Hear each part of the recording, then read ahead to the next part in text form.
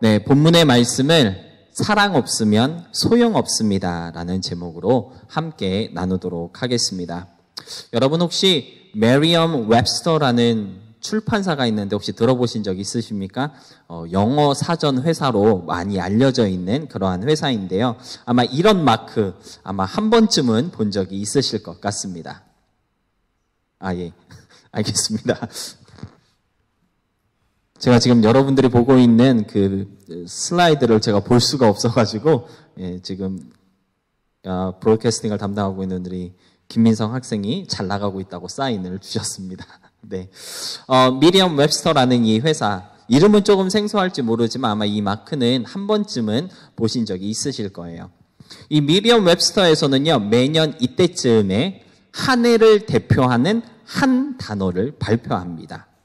1년을 대표하는 말 한마디, 그런 발표를 한다는 거죠. 그래서 2020년, 올해를 표현하는 한마디가 뭐가 있을까? 많은 사람들이 미디엄 웹스터의 이 발표를 궁금해하며 기다리고 있었는데요. 드디어 며칠 전에 발표를 한 것 같아요. 어떤 단어를 올해를 대표하는 한 단어로 선택을 했을까요? 많은 분들이 예상하는 것처럼 바로 팬데믹을 2020년을 모사하는 한 단어로 발표했습니다. 팬데믹, 이게 사실 좋은 뜻은 아니잖아요. 무섭고 불편한 이 한마디가 진짜 2020년을 대변하고 대표하는 말로 딱이다라고 생각하는 분들이 많으실 것 같은데요. 아직도 끝나지 않은 이 팬데믹 때문에 우리들의 2020년은 진짜 사라져버린 1년이 되어버린 것 같습니다. 만약 누군가가 여러분에게 2020년을 어떻게 표현하고 싶으신가요? 라고 물어본다면 여러분은 뭐라고 대답하고 싶으신가요? 제가 이 미디엄 웹스터의 발표를 보면서 저도 한번 생각해 봤습니다. 나라면 2020년을 어떻게 표현할 수 있을까? 곰곰이 생각해 봤더니 가장 먼저 떠오른 단어가 하나 있었어요. 바로 위기라는 단어가 떠올랐습니다. 저는 올 한 해를 위기라고 그렇게 표현하고 싶습니다. 팬데믹으로 인해 모든 것이 위험하고 위태한 그러한 시기를 맞이하고 있고요. 그리고 그러한 시대를 보내고 있는 것 같은데요. 건강도, 생활도, 마음도, 그리고 우리의 학교, 직장, 사업, 심지어 교회와 믿음도 여전히 그런 위기 가운데 놓여 있음을 우리가 볼 수 있습니다. 코로나 백신에 대한 반가운 소식이 들려오고는 있지만 여전히 그 위험과 아픔은 우리 주위에 도사리고 있음을 잊지 마시고요. 끝까지 조심할 수 있으시기를 부탁드리겠습니다. 미리엄 웹스터가 2020년을 팬데믹이라는 말 한마디로 정의한 것처럼 이 어떤 시기나 상황 그리고 무언가를 한마디로 표현하는 그러한 일은요, 사실 아주 어렵고 까다로운 일입니다. 왜냐하면 한마디로 표현하기 위해서는 그에 대한 완전한 이해가 없이는 불가능하기 때문에 그렇습니다. 한마디로 표현하고자 하는 것에 대해서 잘 알고 있어야 한다는 것이죠. 깊이 이해할 때만 가능한 것이 한마디로 표현하기입니다. 그런데 오늘 본문 고린도전서 13장을 보니까요, 이 고린도전서 13장은 기독교 믿음을 한마디로 표현하고 있는 것을 발견할 수 있습니다. 1절부터 3절까지 매 구절마다 반복적으로 강조되고 있는 한 단어가 나와 있는데요. 바로 사랑이 없으면, 이 표현이 반복적으로 나오고 있거든요. 본문은, 그리고 고린도전서 13장은 사랑을 강조하고 있습니다. 1절을 보니까요, 천사의 말을 한다 할지라도 사랑이 없으면 아무 소용이 없다. 2절에서 능력이 있는 믿음이 있어도 사랑이 없으면 아무것도 아니고, 3절에 모든 것을 내어줄지라도 사랑이 없으면 아무 유익이 없다고 그렇게 말씀하고 있는데요. 모든 것이 다 있어도 사랑이 없으면 말짱 도루묵이고 꽝이라고 하는 이 본문의 말씀은 곧 사랑이 그만큼 중요하고 핵심이라는 뜻일 것입니다. 기독교 신앙을 한마디로 표현하자면요, 사랑이라고 말할 수 있습니다. 이미 우리가 잘 알고 있는 것처럼 사랑이 없으면요, 아무 소용이 없고요. 믿음도 중요하고 소망도 중요하지만 그보다 더 중요한 것은 바로 사랑이라고 성경은 강조하고 있는 것이죠. 기독교는 사랑의 종교다라고 하는 말을 아마 여러분들은 들어보신 적이 있으실 거예요. 기독교는 사랑과 은혜의 종교입니다. 하나님으로부터 쏟아지는 그 사랑과 은혜를 누리며 그 안에서 서로 사랑하고 또 서로 위하는 공동체를 형성해 나아가는 것이 바로 기독교라는 것이죠. 만약 누군가 여러분에게 도대체 교회는 뭐 하는 곳이에요? 라고 물어보신다면 여러분은요, 우리는 하나님을 사랑하고 내 이웃을 사랑하는 그러한 공동체입니다 라고 그렇게 대답을 해 주신다면 아마 가장 정확하고 성경적인 대답이 될 것입니다. 이처럼 사랑은요, 우리의 믿음에 있어서 핵심과도 같은 것입니다. 사랑이 없는 믿음은 온전한 믿음이라고 말할 수 없고요. 사랑이 없는 교회는 사실 온전한 교회라고 말할 수 없습니다. 그런 의미에서 2020년의 마지막 한 달인 12월은 앞에 보시는 것처럼 사랑을 나누는 교회라는 다짐을 가지고 사랑을 실천하는 우리 모두가 되었으면 좋겠는데요. 특별히 오늘 본문을 통해 이번 한 달 우리가 어떤 사랑을 실천할 수 있고 어떻게 그 사랑을 보여줄 수 있을지 좀 사랑의 기술을 배워볼 수 있었으면 좋겠습니다. 뭐든지 기술이 있어야 배우는 것도 쉽고요. 그리고 실천하는 것도 어렵지 않습니다. 사랑장으로 유명한 고린도전서 13장의 그 첫 부분인 1절로 3절 속에서 우리가 익히고 실천해야 할 사랑의 기술이 무엇인지 함께 생각해 보려고 하는데요.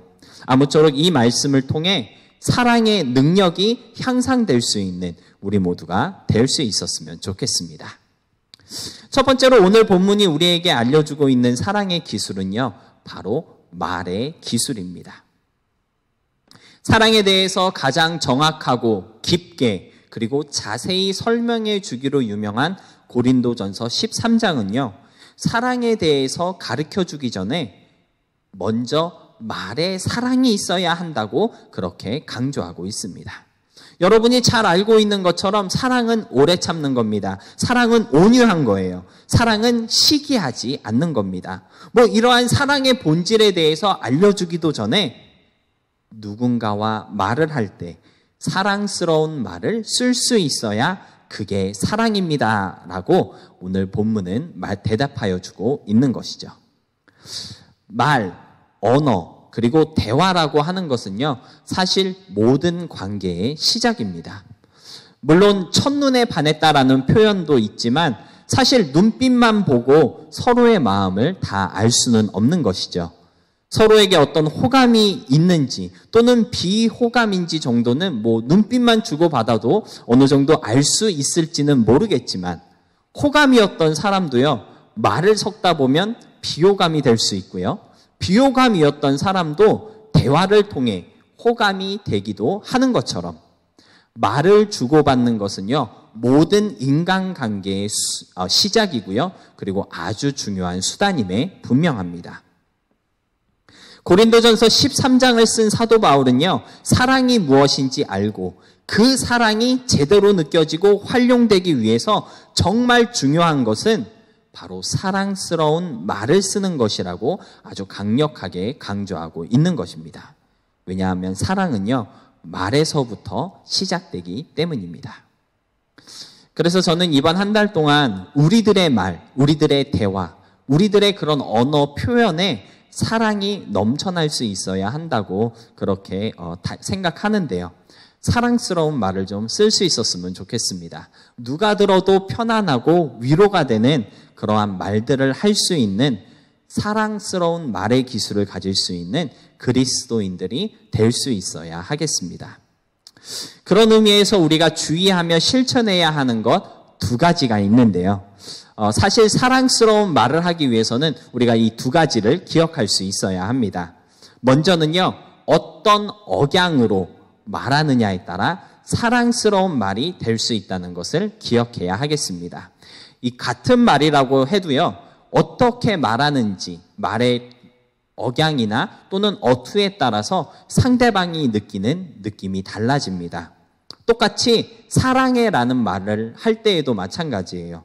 부드럽고 침착한 억양으로 사랑해라고 말한다면 그 사랑이 잘 전달되겠지만, 소리치고 고함치는 어투로 사랑해라고 이렇게 말해버리면 오히려 사랑하지 않는다는 말로 들릴 수 있는 것처럼, 어떤 억양으로 말하는지, 어떤 어투로 말해야 하는지 사랑스러운 억양으로 말하기를 좀 노력할 수 있어야 하겠습니다.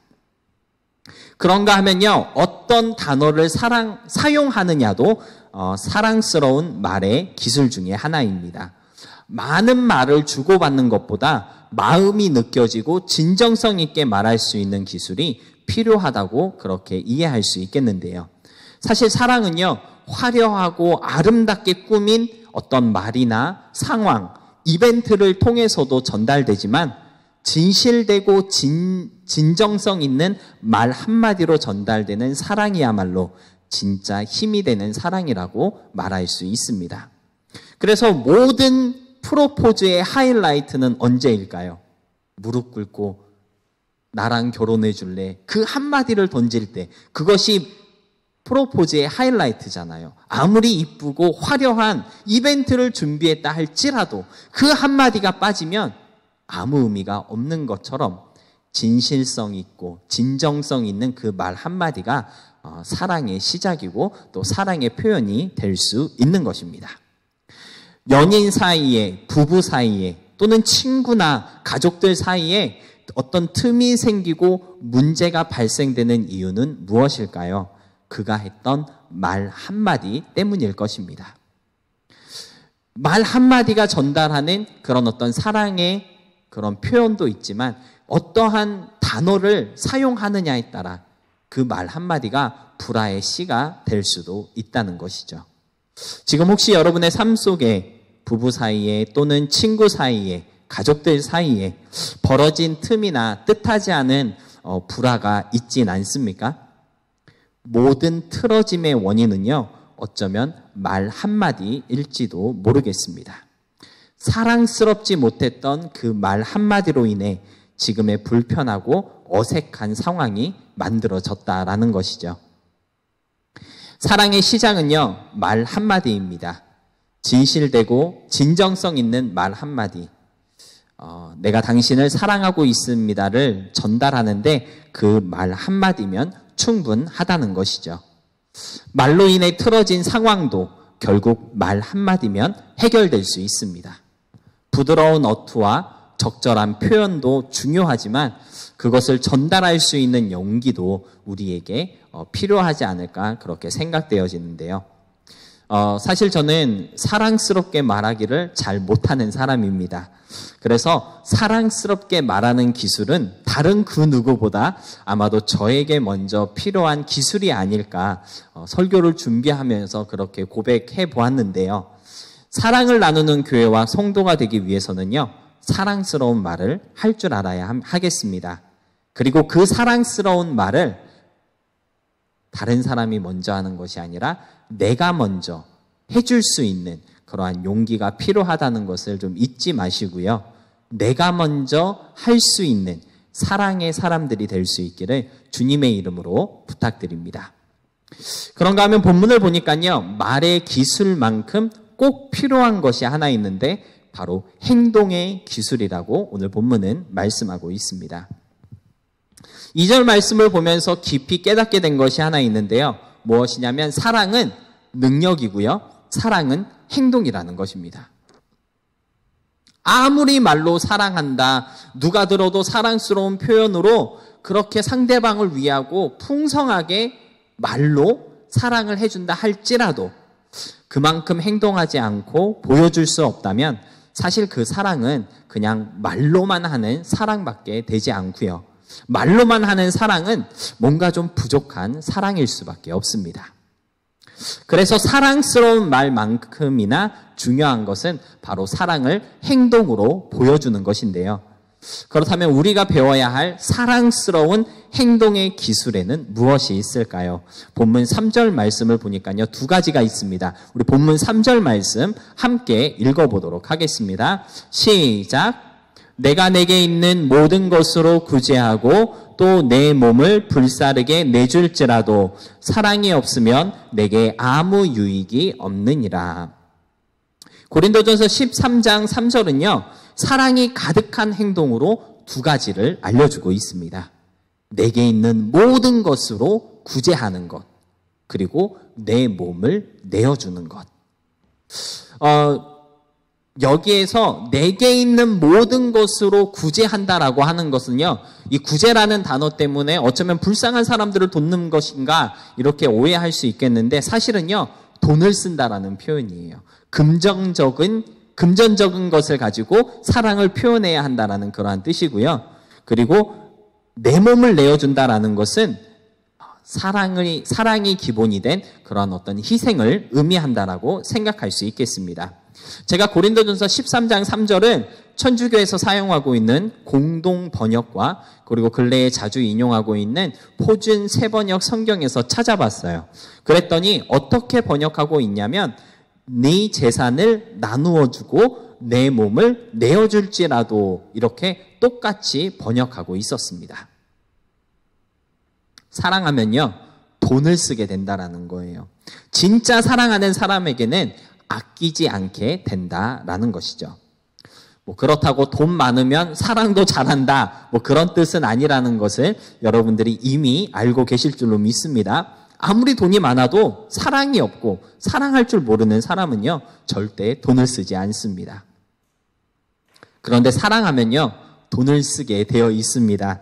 사랑하는 사람에게 쓰는 돈은 아깝지 않기 때문입니다.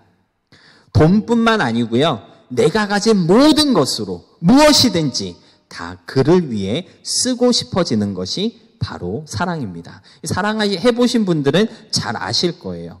그저 월급날이 됐건 수중에 돈이라도 들어오면 맛있는 거 사 먹이고 싶고 좋은 거 사주고 싶고 그렇게 돈을 쓰고 시간을 쓰고 관심과 열정을 쏟아붓는 것이 바로 사랑이다라는 것이죠.